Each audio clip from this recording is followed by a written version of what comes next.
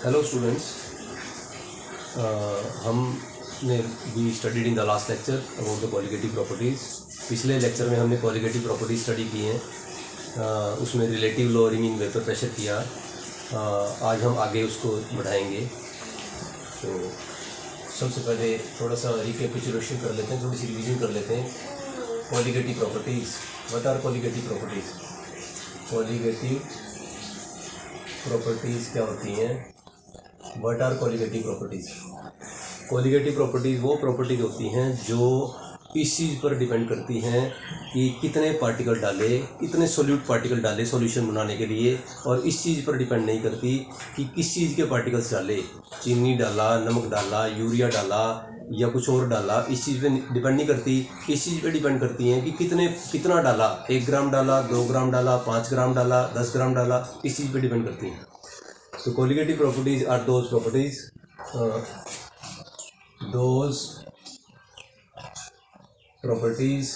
बहुत important topic है, इसीलिए मैं इसको बार बार करा रहा हूँ। इस चैप्टर का बेस है, इस चैप्टर में से यही क्वेश्चन, इसी में से क्वेश्चन आएगा। मेनली एक क्वेश्चन जरूर आएगा एग्जाम में। Those properties which depends upon the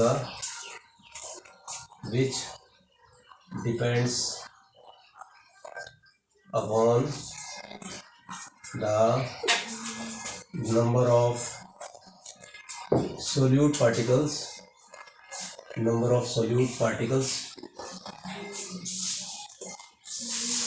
and not on their nature, ऐसे प्रॉपर्टीज जो सोल्यूट पार्टिकल्स के नेचर पे डिपेंड करती हैं, ऐसे गुण, ऐसी प्रॉपर्टीज जो सोल्यूट पार्टिकल्स के संख्या पे डिपेंड करती हैं, नेचर पे डिपेंड नहीं करती। Those properties which depends upon the number of solute particles, कितने डाले। Those properties which depends upon the number of solute particles added and not on their nature, ऐसी प्रॉपर्टीज जो सोल्यूट पार्टिकल्स की संख्या पर डिपेंड करती है कि कितने कण डाले, और उनकी नेचर पर डिपेंड नहीं करती कि क्या डालना। ऐसी प्रॉपर्टीज को क्या कहते हैं? Colligative properties. बार बार करा रहा हूँ, आसान ढंग से करा रहा हूँ, इसको याद कर लो बच्चों।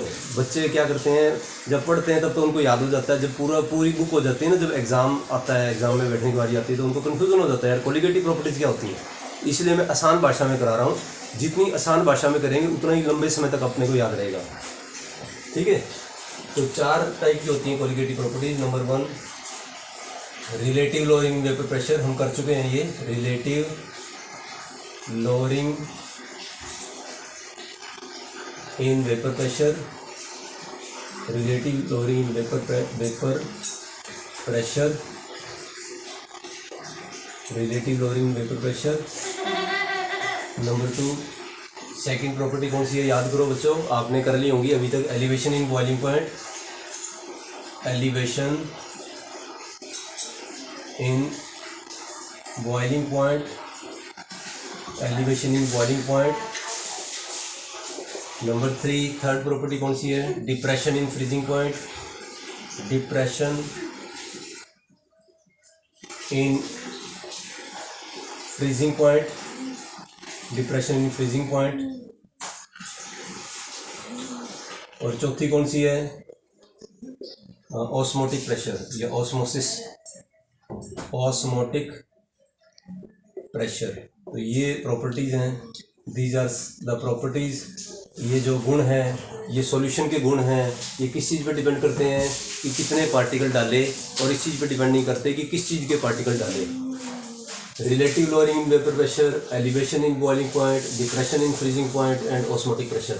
तो हमने ये relative lowering in vapour pressure कर लिया लास्ट लेक्चर में। अब हम एलिवेशन इन बॉइलिंग पॉइंट करेंगे आज, और डिप्रेशन इन फ्रीजिंग पॉइंट भी करने की कोशिश करेंगे। दोनों छोटे छोटे हैं, इसलिए एक ही लेक्चर में कोशिश करेंगे दोनों कर लें। दोनों तकरीबन एक जैसे ही हैं, दोनों में कोई ज़्यादा डिफरेंस भी नहीं है, थोड़ा सा सिर्फ टर्मिनोलॉजी का डिफरेंस है। तो हम आज करेंगे elevation in boiling point. Second colligative property है elevation in boiling point. Elevation in boiling point, समझने की बात है बच्चों। Boiling point, elevation in boiling point, सबसे पहले मैं आपको बता देता हूँ कि what is boiling point. Boiling point क्या होता है? What is boiling point? What is boiling point? देखो बच्चों, this is the temperature curve. ये एक टेम्परेचर कर्व है, ठीक है। ये normal vapour pressure, this is 1 atmosphere, this is 1 atmosphere, 1 atmosphere, ये 1 एटमॉस्फेयर है। +1 का है, ये +1 में आपको कराया गया है, थोड़ा रिमाइंड कराने के लिए करा रहा हूँ, ठीक है। वो टेम्परेचर बढ़ाएंगे, इस साइड में टेम्परेचर है, वो टेम्परेचर जिस पर वेपर प्रेशर एटमॉस्फेरिक प्रेशर के बराबर हो जाए। एटमॉस्फेरिक प्रेशर कितना होता है? 1 एटमॉस्फेयर। वो टेम्परेचर जिस पर vapour pressure of the solution becomes equal to the atmospheric pressure is called as boiling point. Vapour pressure कैसा है? कम। मैंने टेम्परेचर बढ़ा दिया, वेपर प्रेशर बढ़ गया। मैंने टेम्परेचर और बढ़ा दिया, वेपर प्रेशर और बढ़ गया। मैंने टेम्परेचर और बढ़ा दिया। टेम्परेचर बढ़ाने से ज़्यादा मॉलिक्यूल्स हवा में जाते हैं। जैसे जैसे टेम्परेचर बढ़ाएंगे तो वेपर प्रेशर बढ़ता जाएगा। मैंने टेम्परेचर और बढ़ा दिया, वेपर प्रेशर और बढ़ गया। टेम्परेचर बढ़ाता गया, वेपर प्रेशर बढ़ता गया। एक टेम्परेचर ऐसा आया कि वेपर प्रेशर कितना हो गया सॉल्यूशन का? एटमॉस्फेयर के बराबर हो गया, 1 एटमॉस्फेयर हो गया, एटमॉस्फेरिक प्रेशर के बराबर हो गया। इस टेम्परेचर को, this temperature is called as, this temperature at which the vapour pressure of the solution becomes equal to the atmospheric pressure is called as, इस टेम्परेचर को क्या बोलते हैं? Boiling point. Boiling point is the temperature at which the vapor pressure becomes equal to the atmospheric pressure. Boiling point is the temperature at which the vapor pressure of the solution becomes equal to atmospheric pressure. ठीक है ना? तो नीचे वाला pressure जो vapour pressure है और ऊपर वाला प्रेशर कैसा हो जाएगा? बराबर। ऊपर वाला प्रेशर किसका है? एटमॉस्फेयर का। नीचे वाला प्रेशर किसका है? सॉल्यूशन का। जब दोनों बराबर हो जाएंगे तो फिर उसके बाद तो जो मॉलिक्यूल हवा में जाएगा उसको कोई समस्या ही नहीं आएगी। तो लिक्विड में से कहीं से भी कोई भी मॉलिक्यूल जो है इवेपोरेट हो जाएगा। हमने देखा है कि जो इवेपोरेशन होती है वो कहाँ होती है? सरफेस पे होती है, सरफेस पे से होती है। जबकि बॉइलिंग कहाँ होती है? सारे लिक्विड में से कहीं से भी कोई भी लिक्विड पार्टिकल हवा में जा सकता है, ठीक है। तो elevation in boiling point. What is boiling point? मैंने आपको बताया what is boiling point. Boiling point is a temperature, वो टेम्परेचर जिस पर सॉल्यूशन का वेपर प्रेशर एटमॉस्फेयर के प्रेशर के बराबर हो जाए, उसे क्या बोलते हैं? Boiling point. अब देखो, मैं आपको एक सिंपल सी बात बता रहा हूं। This is the container, close container having 1 liquid. इसके अंदर एक लिक्विड पड़ा है, इसका कुछ बॉइलिंग पॉइंट है, इसका कुछ इनहेरेंट प्रॉपर्टी है। हर एक लिक्विड की बॉइलिंग पॉइंट होती है, हर एक लिक्विड का बॉइलिंग पॉइंट होता है। मैंने इसके अंदर नॉन वॉलेटाइल सोल्यूट डाल दिया, थोड़ा सा नॉन वॉलेटाइल सोल्यूट डाल दिया। नॉन वॉलेटाइल सोल्यूट ने क्या किया? सरफेस को ऑक्यूपाई कर लिया, सरफेस को घेर लिया। अब सरफेस को घेर लिया तो सरफेस पे जो सॉल्वेंट है वो कैसे रह गया? कम, जो कि उड़ सकता है। सोल्यूट तो उड़ ही नहीं सकता, नॉन वॉलेटाइल है, तो कम रह गया, तो कम उड़ेगा तो वेपर प्रेशर कैसा होएगा? कम। नॉर्मल सॉल्वेंट के मुकाबले इसका वेपर प्रेशर कैसा होएगा? कम। तो मेरे को इसको गर्म करना पड़ेगा, गर्म करूंगा तो वेपर प्रेशर बढ़ेगा। अब मेरे को इसको नॉर्मल सॉल्वेंट के मुकाबले में गर्म कैसा करना पड़ेगा? ज़्यादा। इस वेपर प्रेशर के बराबर बनाने के लिए मुझे इसे गर्म कैसा करना पड़ेगा? ज़्यादा। तो सोल्यूट डालने के कारण वेपर प्रेशर कम हो गया, और वेपर प्रेशर कम हो गया तो अब एटमॉस्फेरिक प्रेशर के बराबर बनाने के लिए हमें उसे हीट ज़्यादा करना पड़ेगा। तो इसका मतलब क्या हो गया? बॉइलिंग पॉइंट उसका क्या हो गया? इंक्रीज हो गया। समझ रहे हो बात इसको? अगर मैं सोल्यूट पार्टिकल ज़्यादा डाल दूंगा, solute particles non volatile solute particle ज़्यादा डाल दूंगा तो वेपर प्रेशर और ज़्यादा कम हो जाएगा। पहले तो मेरे को सपोज नॉर्मल सॉल्वेंट का वेपर प्रेशर जो था वो 5 था, 5 से मेरे को 10 बनाना था, तो मैं आसानी से बना सकता हूँ। 5 से 10 बनाने में सिर्फ 5 का ही गैप है, मैं एक एग्जांपल के रूप में समझा रहा हूँ। मैंने उसके अंदर सोल्यूट डाल दिया तो वो वेपर प्रेशर 5 की जगह घट के क्या हो गया? 4 हो गया। नॉन वोलेटाइल सोल्यूट डालने के कारण वेपर प्रेशर घट जाता है, घट के कितना हो गया? 4 हो गया। अब 4 से मेरे को 10 बनाने के लिए ज़्यादा हीट करना पड़ेगा। मैंने उसके अंदर सोल्यूट पार्टिकल और ज़्यादा डाल दिए, तो अब उसका वेपर प्रेशर मान लो 4 से घट के कितना हो गया? 3 हो गया। अब 3 से मेरे को उसका कितना बनाना है? प्रेशर 10 बनाना है, तो और ज़्यादा हीट करना पड़ेगा। तो जैसे जैसे सोल्यूट पार्टिकल्स आप डालते जाएंगे वैसे वैसे उसका बॉइलिंग पॉइंट क्या होता जाएगा? इंक्रीज होता जाएगा। This is called as elevation in boiling point. Elevation क्या होता है? बढ़ना। बॉइलिंग पॉइंट बढ़ा दिया। एक सिंपल सी ऑब्जर्वेशन है जो घरों में गृहिणियाँ करती हैं लेकिन उनको पता नहीं है। अपनी मम्मी से पूछना आप, कई बार खाना बनाते समय वो क्या करती हैं, थोड़ा सा तेल डाल देती हैं सब्जी में, थोड़ा सा घी डाल देती हैं 1 चमचा। तो उनको पता नहीं क्यों डालते हैं, लेकिन वो डाल देते हैं बस। आपको पता है घी का जो बॉइलिंग पॉइंट है वो पानी के मुकाबले ज़्यादा होता है। तो घी acts as non volatile solute का काम करता है। अब सोल्यूट सरफेस पे आएगा, घी तो सरफेस पे रहता है, तो सरफेस पे वो जो वाटर के मॉलिक्यूल्स हैं वो कैसे हो जाएंगे, कम। तो उसका वेपर प्रेशर कैसा हो जाएगा, कम। तो उसको बॉइलिंग पॉइंट कैसा हो गया, बढ़ गया, बॉइलिंग पॉइंट उसको बढ़ा दिया। उनको पता नहीं है, इतना कॉम्प्लिकेटेड काम कर रही हैं वो। 1 चम्मच घी डालने से बॉइलिंग पॉइंट बढ़ा दिया। अब बॉइलिंग पॉइंट बढ़ गया तो सब्जी जल्दी पकेगी। समझ लो बात। तो इस कारण से ऐसा किया जाता है। एक सिंपल सी ऑब्जर्वेशन है, आप पूछ सकते हैं अपनी मम्मी से, वो घी जनरली डालती हैं सब्जी बनाते समय, क्यों डालते हैं। एलिवेशन इन बॉइलिंग पॉइंट, ठीक है। तो मैं इसको लिख देता हूँ। Experimentally it has been found that, experimentally ये पाया गया, मैंने आपको समझा भी दिया। Experimentally it has been found, experimentally it has been found that on addition of some non-volatile solute, non-volatile डाल दो या volatility उससे कम हो सॉल्वेंट से, तब भी काम करेगा ये। some non-volatile solute, non-volatile solute, the boiling point increases, boiling point increase कर जाता है। जब अपन नॉन वोलेटाइल सोल्यूट किसी सॉल्वेंट में मिला देते हैं तो उसका बॉइलिंग पॉइंट इंक्रीज कर जाता है। This property is called as elevation in boiling point. ये बॉइलिंग पॉइंट किसी सोल्यूट के मिलाने से बॉइलिंग पॉइंट बढ़ने की प्रोसेस को क्या बोलते हैं, elevation in boiling point. Experimentally ये पाया गया कि अगर थोड़ा सोल्यूट डालेंगे तो बॉइलिंग पॉइंट थोड़ा बढ़ेगा, अगर ज़्यादा सोल्यूट डालेंगे तो बॉइलिंग पॉइंट ज़्यादा बढ़ेगा। तो the increase in boiling point, delta TB, इसको क्या बोलते हैं, delta TB, delta TB increase in boiling point, change in boiling point. Delta TB is directly proportional to molality, delta TB is directly proportional to molality. इसको आप लिख सकते हो, delta TB क्या होता है, change in boiling point, increase in boiling point is equal to molality, M for molality. Molality लिखनी होती है तो कैपिटल एम लिखते हैं, small M is for molality. Molality क्या होता है, what is molality, number of solute particles added, concentration of the solution. थोड़ा डालेंगे तो मोलैलिटी कम होगी, ज़्यादा डालेंगे तो मोलैलिटी ज़्यादा होगी। कम मोलैलिटी का सॉल्यूशन है तो बॉइलिंग पॉइंट में इंक्रीज कैसा होगा, कम। अगर ज़्यादा मोलैलिटी का सॉल्यूशन होगा तो बॉइलिंग पॉइंट में इंक्रीज कैसा होगा, ज़्यादा। ये इक्वेशन सिर्फ हमें यही बता रही है, delta T B is directly proportional to molality. लिख देते हैं थोड़ा सा, M is equal to molality, M is the molality that expresses the concentration of the solution, molality. And what is delta TB? Delta TB is the elevation in boiling point या increase in boiling point। मैं simply लिख देता हूँ, it is increase in boiling point, increase in boiling point, this is increase in boiling point। Experimentally ये पाया गया कि जो डेल्टा टीबी है that is directly proportional to molality, ठीक है। मैं इसको सिंप्लीफाई करता हूँ, delta TB is equal to K B M, delta T B is equal to K B M. बहुत इंपॉर्टेंट चीज़ है, बहुत इंपॉर्टेंट चीज़ है, एग्जाम में बहुत ज़्यादा आती है, बच्चे नहीं कर पाते। What is K B, K B is a constant, K B is a constant called as molal elevation constant. इस कांस्टेंट का नाम क्या है, मोलल एलिवेशन कांस्टेंट। 1 नंबर का क्वेश्चन आ जाता है थ्योरी में, what is molal elevation constant. बच्चे डर जाते हैं, इतना लंबा चौड़ा नाम, इतना खतरनाक नाम नहीं कर पाते। मोलल एलिवेशन कांस्टेंट या it is also called as ebullioscopic constant. मैं लिख देता हूँ, K B is molal elevation constant, molal elevation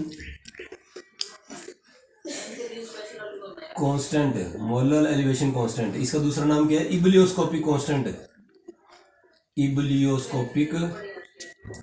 ये थोड़ा स्पेलिंग चेक कर लेना बुक में से, इब्लियोस्कोपिक कांस्टेंट, इब्लियोस्कोपिक कांस्टेंट बोलते हैं इसको, मोलल एलिवेशन कांस्टेंट या इब्लियोस्कोपिक कांस्टेंट। एग्जाम में आ गया व्हाट इज के बी, तो व्हाट इज इब्लियोस्कोपिक कांस्टेंट, तो कैसे डिफाइन करोगे, दिस में भी defined as molal elevation constant में भी defined as equal to the elevation in boiling point. देखो इक्वेशन से डिफाइन करेंगे अपन, इक्वेशन अपने को पता है, मोलर एलिवेशन कांस्टेंट में भी defined as equal to the elevation in boiling point for 1 molar solution. अगर आप इसको एक कर दें, मोलैलिटी को अगर एक कर दें तो ये और ये कैसे हो जाएंगे, बराबर। तो इसकी डेफिनेशन हम लिख देते हैं, मोलर एलिवेशन कांस्टेंट या इबिलियोस्कोपिक कांस्टेंट में भी defined as molar elevation constant और इबिलियोस्कोपिक कांस्टेंट में भी defined as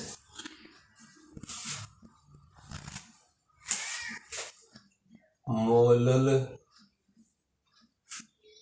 elevation constant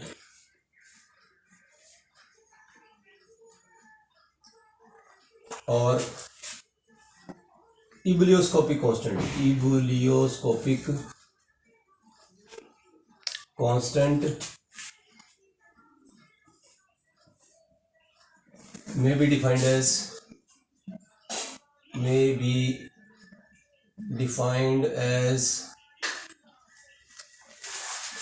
equal to the elevation in boiling point. सिर्फ ये डेफिनेशन से ही, इसे जो फार्मूला है ना, इसी से डेफिनेशन लिखी जाएगी।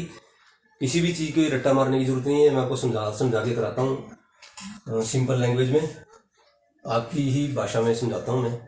मोलर एलिवेशन कांस्टेंट और इबिलियोस्कोपिक कांस्टेंट को डिफाइन किया जा सकता है is equal to the, defined as equal to the elevation in boiling point, elevation in boiling point, elevation in boiling point, elevation in boiling point, ये elevation in boiling point है। और इसको क्या करते हैं, 1 for 1 molar solution, for 1 molar solution, ठीक है। अगर अपने को एलिवेशन इन बॉइलिंग पॉइंट पता हो तो we can calculate the molecular mass. अगर एलिवेशन इन बॉइलिंग पॉइंट हमें पता है तो आप क्या निकाल सकते हैं, मोलिकुलर मास निकाल सकते हैं। एक बंदा आया मेरे पास, उसके पास एक पाउडर सा था, उसको किसी डॉक्टर ने दवाई दी, उसको शक हो गया कि यार ये दवाई तो स्टीरॉयड है, ये गलत दवाई है। वो भागा मेरे पास आया, वो बोला सर आप तो केमिस्ट्री पढ़ाते हो, आप मेरे को चेक करके बताओ कि ये क्या है। तो क्या चेक करना है, क्या है ये चेक करना है, तो अपने को क्या निकालना पड़ेगा, सबसे पहले उसका मोलिकुलर मास निकालना पड़ेगा। Relative lower mean vapour pressure से भी मोलिकुलर मास निकालने का टेक्निक बताई थी आपको मैंने। अब हम मोलिकुलर मास निकालेंगे by using the elevation in boiling point. Calculation of molecular mass by using the elevation in boiling point. Calculation of how we can calculate the molecular mass by using this property. Calculation of molecular mass by using the elevation in boiling point. इसको simplify करना है और कुछ भी नहीं करना है इसमें। आपको हाई फाई करके बताऊंगा मैं, आपको हाई फाई करके तो आपको ऐसा लगेगा भी सर को तो बहुत आता है, मेरी तो इज्जत काफ़ी बढ़ जाएगी, लेकिन आप कुछ भी सीख नहीं पाओगे। मैं आपको सिंप्लीफाई करके बताऊंगा तो आप सब कुछ सीख जाओगे। लोग हाई फाई करके बताते हैं ताकि उनकी इज्जत बढ़ जाए, बच्चे सीखे ना सीखे उनको कोई फ़र्क नहीं पड़ता इस चीज़ से। बच्चे फेल होते हैं एग्जाम में, मैंने देखा है, सारा साल घूमते रहेंगे, सर हमारे बहुत अच्छे हैं, सर हमारे बहुत अच्छे हैं, इंस्टीट्यूट हमारा बहुत अच्छा है, एंड में रिजल्ट कैसा आता है, 0 नंबर आते हैं। मानने के लिए तैयार नहीं है, जब आ जाता है उसके बाद प्रूव हो जाता है। टीचर का काम सिंप्लीफाई करना होता है, कॉम्प्लेक्स बनाना नहीं होता। तो calculation of molecular mass out of using the calculation of molecular mass using the property of elevation in boiling point, using the property of elevation in boiling point। elevation in boiling point वाली property को use करते हुए हम क्या निकालेंगे, molecular mass calculate करेंगे। किसी भी सॉलिड का मोलिकुलर मास निकाल लिया। मोलिकुलर मास एक बहुत ही इंपॉर्टेंट प्रॉपर्टी है, हर एक कंपाउंड का अलग मोलिकुलर मास होता है। तो मोलिकुलर मास कैलकुलेट करने से हमें कुछ आइडिया हो जाता है कि ये सब्सटेंस क्या हो सकता है, ठीक है। उसके बाद आपने पहले चैप्टर में +1 के फर्स्ट चैप्टर में किया हुआ है, मोलिकुलर मास हमें पता हो, अगर उसके बाद अपन जो डिफरेंट टेक्निक से उसका परसेंटेज ऑफ डिफरेंट कंपोनेंट्स निकाल लेते हैं। अपने पास परसेंटेज ऑफ कंपोनेंट्स हो, मोलिकुलर मास हो, तो we can calculate the empirical formula and then molecular formula, हमें पता लग जाएगा क्या सब्सटेंस है, ठीक है। तो क्या है ये delta T B equal to K B M, delta T B equal to K B M. What is M? M is the molality. Molality क्या होती है? Number of moles of solute present per 1000 gram of the solution. तो molality लिखेंगे अपन। What is molality? Number of moles of solute N B. Solute को क्या लिखता हूँ मैं? बी लिखो तो आपको कंफ्यूजन नहीं होगा हमेशा। सोल्यूट बी, सॉल्वेंट ए, ऐसा ही सभी बुक्स में है। उल्टा लिख दो तो कोई दिक्कत नहीं है, ठीक होगा वो भी। Number of moles of solute divided by volume of solution in molality, number of moles, mass of solvent in grams, mass of solvent in grams, mass of solvent in mass over molar mass, mass of solvent in grams, mass of solvent in grams, WA mass of solvent, A लिखता हूँ solvent को, into 1000, ठीक है 1000। What is NB? Number of moles of B. What is NB? Number of moles of B. Number of moles क्या होते हैं? मास over molar मास, किसका? B का, मास ओवर मोलर मास। तो मोलालिटी इक्वल टू मास को क्या लिखता हूँ मैं? WB by MB, mass over molar mass, ठीक है। इसको खोला मैंने, NB mass over molar mass into, ऐसा कैसा पढ़ा रहने दो इसको 1000, और इसका क्या कर दिया? मास ऑफ सॉल्वेंट। कोई कंफ्यूजन हो तो व्हाट इज मोलालिटी दोबारा से बता देता हूँ। मोलालिटी क्या होती है? Number of moles of solute added divided by mass of solvent in gram, mass of solvent in gram into 1000। तो नंबर ऑफ मोल्स क्या होते हैं? मास ओवर मोलर मास, मास को क्या लिखता हूँ? W, मोलर मास को क्या लिखता हूँ? M। तो B है क्योंकि इसलिए मैंने B लिख दिया। B कैपिटल कर लो, सारे कैपिटल हो जाएंगे ना, कोई दिक्कत नहीं है, ठीक है। तो इस मोलालिटी की इक्वेशन को अपन इसी इक्वेशन में पुट करेंगे। तो delta TB becomes equal to KB, और इसको लिख दो, M की जगह ये इक्वेशन लिख दो, WB by MB into 1000 divided by WA, ठीक है। तो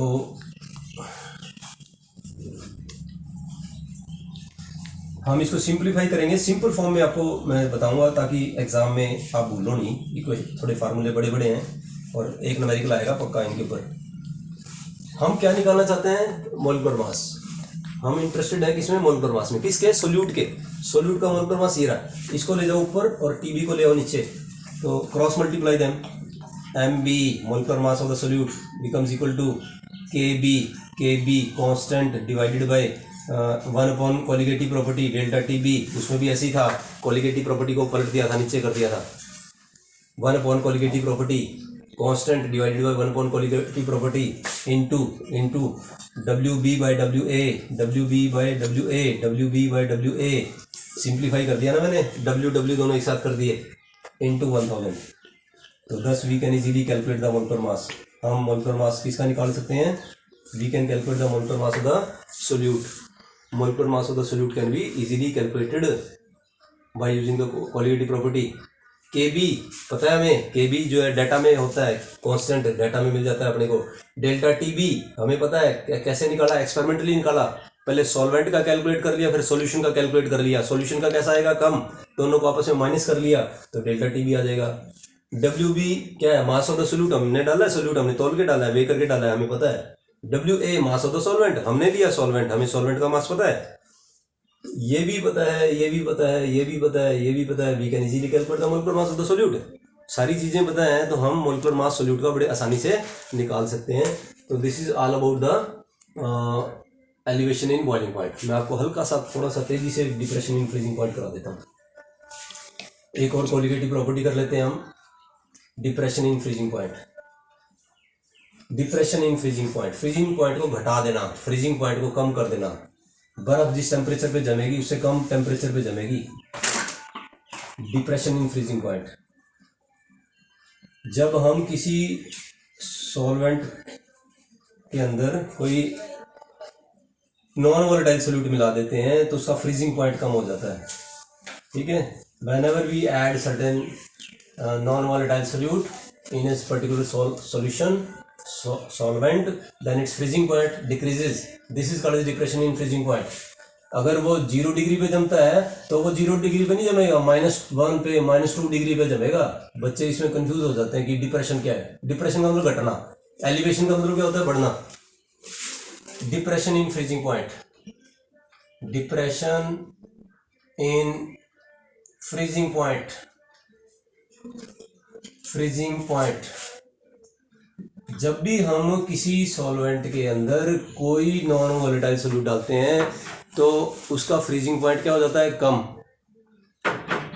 जब भी हम किसी सॉल्वेंट के अंदर कोई नॉन वोलेटाइल सोल्यूट मिलाते हैं तो उसका फ्रीजिंग पॉइंट क्या हो जाता है, कम। This is called as depression in freezing point. Experimentally ये पाया गया कि कम सोल्यूट डालेंगे तो फ्रीजिंग पॉइंट कम घटेगा और ज़्यादा सोल्यूट डालेंगे तो फ्रीजिंग पॉइंट ज़्यादा घटेगा। तो फ्रीजिंग पॉइंट कम घट रहा है या ज़्यादा घट रहा है, वो किस चीज़ पर डिपेंड कर रहा है कि कितना सोल्यूट डाला। So we can say it is a colligative property. Exam में ये भी आ सकता है कि prove that depression in freezing point या elevation in boiling point is a colligative property. हमने थोड़ा सोल्यूट डाला तो फ्रीजिंग पॉइंट कैसा कम हुआ, कम। हमने ज़्यादा सोल्यूट डाला तो फ्रीजिंग पॉइंट कैसे कम हुआ, ज़्यादा।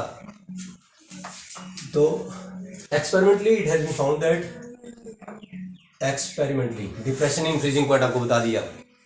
एक्सपेरिमेंटली ये पाया गया, it has been found, experimentally it has been found that depression in freezing point, हमारा क्या टारगेट है बच्चों, मैं हर रोज रिवीजन कर देता हूँ ताकि आपका भी मेंटालिटी बन सके। हमारा टारगेट क्या है, पूरे में से पूरे नंबर। और दूसरा क्या टारगेट है, कंपटीशन में जहाँ भी बैठे टॉप पोजीशंस, टॉप रैंक्स। मेरे बच्चे ही होते हैं हमेशा टॉप रैंक्स। मेरे बच्चे मेरे से पढ़ के बड़े बड़े IAS ऑफिसर बने हुए हैं, बड़े बड़े IIT क्लियर की हुई है। मैं प्रोपोगंडा नहीं करता ज़्यादा, ठीक है। मेरा काम बोलता है। बच्चे जो हैं, जब पोजीशंस आती है ना, बच्चे अपने आप आके कहते हैं कि सर वाह सर बहुत बढ़िया हुआ, हमारा बहुत अच्छा रैंक आया। Experimentally it has been found that depression in freezing point, depression in freezing point is directly proportional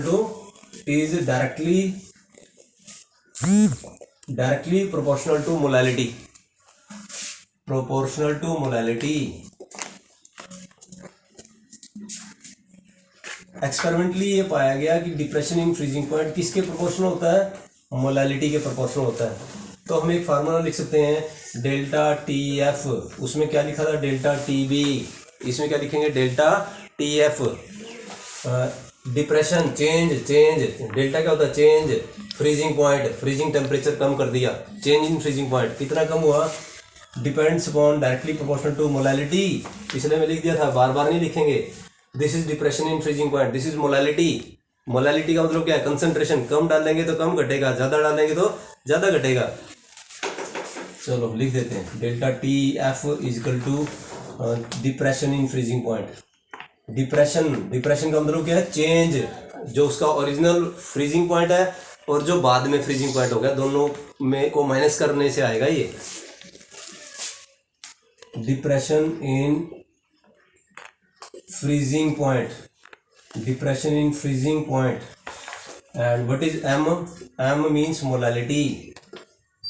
molality, M का मतलब होता है मोलालिटी, ठीक है। मैं इसको सिंप्लीफाई करता हूँ, मैं इक्वल का निशान लगा देता हूँ, जैसे पिछले डेरिवेशन में किया था, delta TF equal to KFM, delta TF equal to KFM। मैंने इक्वल का निशान लगा दिया, एक कांस्टेंट लगा दिया। What is KF?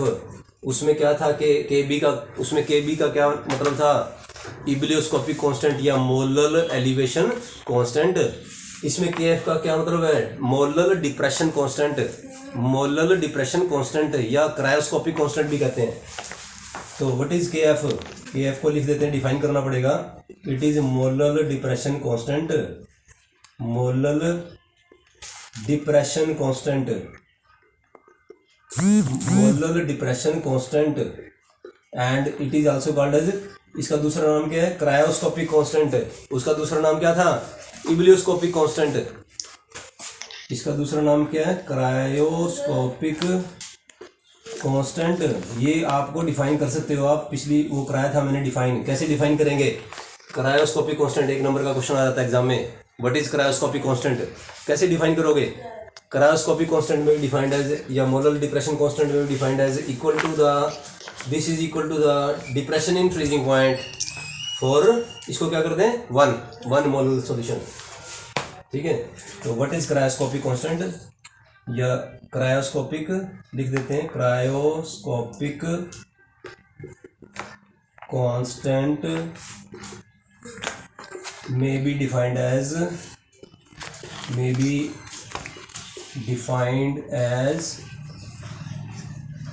Depression in freezing point, कुछ भी रट्टा नहीं मारना, this is equal to this, दिख रहा है, depression in freezing point, depression in freezing point, depression in freezing point for 1 molar solution, इसको क्या करते हैं, वन मोलर सॉल्यूशन। ये डेफिनेशन है इब्लियस को अपनी क्रायोस्कोपिक कांस्टेंट की या मोलर डिप्रेशन कांस्टेंट की, ठीक है। दोबारा से वही बात, इसकी हेल्प से अपन क्या निकाल सकते हैं, molecular mass of any solute. With the help of this we can easily calculate the molecular mass of the solute, ठीक है। एक बंदा किसी सड़क साफ डॉक्टर के पास गया, उसने उसको कोई दवाई दे दी, उसको शक हुआ कि यार ये तो मेरे को नुकसान करेगी, वो भागा मेरे पास आया, बोला सर आप तो इतने सालों से केमिस्ट्री पढ़ा रहे हो, आप तो केमिस्ट्री के एक्सपर्ट हो, आप थोड़ा सा इसको चेक कर दो कि ये क्या है, क्या दिया उसने मेरे को। तो अपन इसकी हेल्प से अपन इसका मोलिकुलर मास निकाल सकते हैं, we can calculate the molecular mass. With the help of this property we can calculate the molecular mass. इस प्रॉपर्टी की सहायता से हम किसी भी कंपाउंड का मोलिकुलर मास निकाल सकते हैं, और मोलिकुलर मास एक बहुत ही इंपॉर्टेंट प्रॉपर्टी होती है, उसकी हेल्प से हम धीरे धीरे स्ट्रक्चर तक भी पहुंच सकते हैं भी क्या है एक्चुअल में, है क्या। तो calculation of molecular mass, calculation of बिल्कुल सेम है पिछले डेरिवेशन जैसा ही, इसलिए मैं दोनों एक साथ करा रहा हूँ। Calculation of molecular mass using the, किसका मोलिकुलर मास निकालना है, सोल्यूट का निकालना है अपन ने, using the property of depression in freezing point. ले लो इसको इक्वेशन को, delta T F equal to K F M, delta T F equal to K F M. खोल लो अपने आप, खोलो, मेरे से पहले करो काम, शाबाश, कॉन्फिडेंस डेवलप होएगा, अपने आप करोगे ना। एक बार वीडियो को आप पॉज कर दो, बीच में बंद कर दो, वहीं की वहीं पॉज करके, और अपने आप इक्वेशन बनाओ, और फिर वीडियो को चला के मिला लेना उसको। ऐसे काम करते हैं। मोलैलिटी को आप ओपन कर लेंगे, ओपन द मोलैलिटी, तो मोलैलिटी में be written as number of moles of B, अपने को पता भी किया था हमने, number of moles of B. Pause करके अपने आप करो पहले इसको, divided by mass of the solvent in gram W A into 1000, ये होती है मोलैलिटी। मैंने पहले लेक्चर में कराया है आपको, +2 में भी कराया है। तो what is molality, number of moles of B क्या होता है, मास ओवर मोलर मास। तो मास को कैसे लिखेंगे, W किसका, B का, और मोलर मास M लिखते हैं, M capital M, B solute का, ठीक है। इसको खोल दिया मैंने, into 1000 divided by WA, 1000 divided by WA। Putting this in the equation, इसको इक्वेशन में पुट कर दो, डाल दो, TF becomes equal to KF। मैं इस हिसाब से, चलो एक बार तो वैसे ही लिख देते हैं, मोलैलिटी की वैल्यू पुट करेंगे, WB divided by MB into 1000। बच्चों आपको सुन के बड़ी हैरानी होगी, इतना सिंपल डेरिवेशन है, लेकिन जब एग्जाम में बच्चे जाते हैं ना, तो 100 में से 1 बच्चा भी नहीं कर पाता इसको, पक्का आएगा न्यूमेरिकल 1, लेकिन कर नहीं पाते। अब उनको लगता है यार ये भी कोई चीज़ है, बहुत आसान है, वहाँ पे याद नहीं रहता उनको। तो WB by MB into 1000 by WA।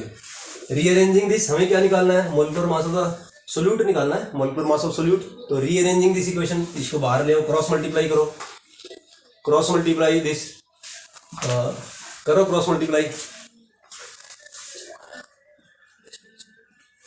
तो क्या करेंगे, MB को इधर ले लेंगे, MB इजकल टू KF, आपको बताया था जैसे ही, this equal to KF constant, और कॉलिगेटिव प्रॉपर्टी क्या हो जाती है नीचे, one over colligative property delta T F याद रखो, पेपर में काम आएगा। 1 कोलिगेटिव प्रॉपर्टी इनटू याद रखो डब्ल्यू बी, ऊपर वेट ऑफ द सॉल्यूट आएगा, नीचे वेट ऑफ द सॉल्वेंट आएगा, सॉरी हाँ ठीक है, फाइन, इनटू 1000। तो this is the formula for calculation of mole पर मास। देखो के F is non from data, के एफ मोलर डिप्रेशन कांस्टेंट या क्रायोस्कोपिक कांस्टेंट हमें पता है डाटा से। This is depression in freezing point, experimentally निकाल लेंगे अपन, this can be calculated experimentally. W B क्या है, मास ऑफ द सोल्यूट, हमें पता है, हमने डाला सोल्यूट, दाब के डाला है। W A mass of the solvent, हमें पता है, हमने लिया है। तो everything is known to us, सभी चीजें हमें पता है, तो हम आसानी से क्या निकाल सकते हैं, molecular mass of the solute. जो सोल्यूट अननोन था, जो हमें पता ही नहीं था, जो पाउडर सा दिख रहा था, उसका हमने मोलिकुलर मास पता कर लिया। तो this is depression in freezing point. एक छोटा सा टॉपिक है, कई बार एग्जाम में आ जाता है, what are anti freeze solutions. Anti freeze solutions are दो सॉल्यूशन, एंटी फ्रीज नाम से पता लग रहा है कि जो जमने नहीं देते, एंटी फ्रीज। हमें पता है कि कोई अपन ऐसा सॉल्यूट डाल देंगे तो वो फ्रीजिंग पॉइंट को क्या कर देगा, कम कर देगा। तो पानी है, जैसे 100 डिग्री पे जमना चाहिए, तो सॉल्यूट डालने के बाद वो 100 डिग्री पे नहीं जमेगा, कम पे जमेगा। तो अपन ने उसके जमने की प्रोसेस को धीमा कर दिया ना, कम कर दिया। तो ऐसे सॉल्यूशन को बोलते हैं एंटी फ्रीज सॉल्यूशंस।